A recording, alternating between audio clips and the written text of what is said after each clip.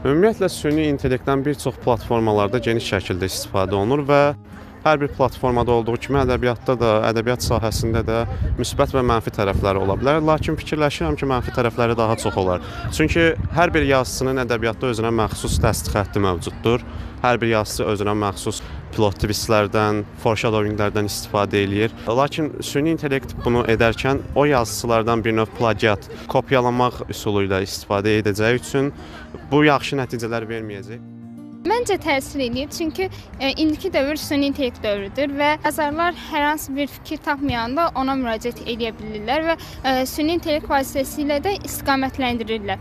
Daha sonra isə onlar onun əsasında, süni intellektin əsasında əsərlər yazırlar. Bununla da insanların öz şəxsi təfəkkürü, şüurları demək olar ki, biraz sönük qalır onların yanında. Mən fikirləşirəm ki, süni intellekt ədəbiyyata heç cür təsir edə bilməyəcək. Sadəcə ədəbiyyatda hansısa bir mətni və yaxud da hansısa bir əsəri tərcümə eləmək üçün, həmçinin redaktə eləmək üçün, səhvləri müəyyənləşdirmək üçün və s. belə istifadə oluna bilər.